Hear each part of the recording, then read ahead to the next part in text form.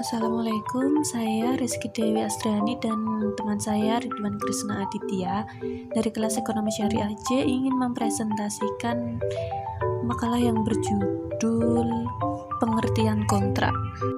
Yang pertama yaitu pengertian Memorandum of Understanding, yaitu suatu pencatatan atau pendokumentasian hasil negosiasi awal ke dalam bentuk tertulis. Dan Letter of Intent atau LOI yaitu suatu surat resmi bisnis yang secara hukum tidak mengikat para pihak tersebut di dalamnya, dibuat oleh pemilik bisnis, pengusaha, atau perusahaan untuk mengungkapkan keinginan, minat, atau tujuan bisnis serius, rinci, dan secara singkat jelas tindak lanjut dan transaksi yang akan dilakukan dan kemampuan untuk melaksanakannya kepada pemilik bisnis, pengusaha, atau perusahaan lain. Selanjutnya yaitu Letter of Comfort. Surat yaitu surat atau dokumen yang berisikan pernyataan sikap mendukung ataupun bentuk penilaian positif dari seseorang terhadap seseorang lainnya yang diberikan kepada pihak lain yang membutuhkannya dengan tujuan agar dukungan atau rekomendasi tersebut dapat semakin menambah keyakinan bagi para pihak penerima tersebut. Selanjutnya yaitu persetujuan, sama artinya dengan perjanjian. Nah, persetujuan atau dalam bahasa Inggris disebut agreement. Sedangkan pengertian dari agreement tersebut secara luas artinya sebagai kesepakatan yang mempunyai konsekuensi hukum dan juga kesepakatan yang tidak mempunyai konsekuensi hukum. Agreement akan mempunyai kualitas atau pengertian perjanjian apabila ada akibat hukum yang dikenakan terhadap pelanggaran janji dalam persetujuan tersebut.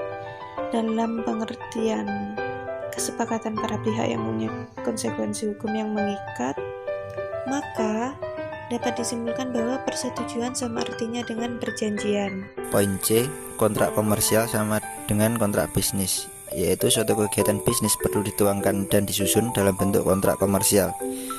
Nah, kegunaan dari kontrak komersial tersebut adalah untuk melindungi kepentingan para pihak yang saling mengikat agar kerjasama yang dijalin selesai dan hak kewajiban para pihak dapat dipenuhi, yang mana jika dibuat secara tertulis maka dapat digunakan sebagai alat pembuktian apabila terdapat perselisihan di kemudian hari.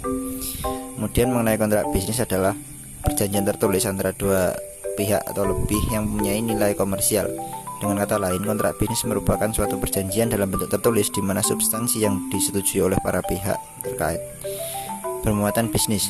Kemudian syarat sahnya perjanjian atau kontrak yaitu sepakat mereka yang mengikat dirinya, kecakapan untuk membuat suatu perikatan mengenai suatu hal tertentu yang telah disetujui. Jadi, dalam suatu perjanjian atau kontrak ada syarat yang harus dipenuhi untuk mengikat suatu perjanjian dan ada suatu hukum yang mengikatnya serta sanksi jika melanggar. Kemudian suatu perjanjian atau kontrak akan berakhir jika terjadi hal yang membuat kontrak itu harus lanjut ke poin D, istilah kreditor dan debitor dalam kontrak. Dalam pengertian kreditor adalah orang yang mempunyai piutang karena perjanjian atau undang-undang yang dapat ditagih di muka pengadilan. Namun, dalam penjelasan pasal 2 ayat 1 Undang-Undang Nomor 37 Tahun 2004 memberikan definisi yang dimaksud dengan kreditor dalam ayat ini adalah baik kreditor konkuren dan kreditur separatis maupun kreditur preferen. Khusus mengenai kreditur separatis dan kreditur preferen, mereka dapat mengajukan permohonan pernyataan palit tanpa kehilangan hak agunan atas kebendaan yang mereka miliki terhadap harta debitur dan haknya untuk didahulukan. Sedangkan debitur adalah orang yang mempunyai utang karena perjanjian atau undang-undang yang pelunasannya dapat ditagih di muka pengadilan.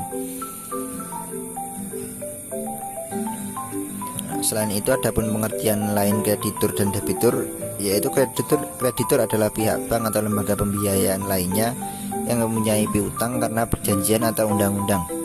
Debitur adalah orang atau badan usaha yang memiliki hutang kepada bank atau lembaga pembiayaan lainnya karena perjanjian atau undang-undang.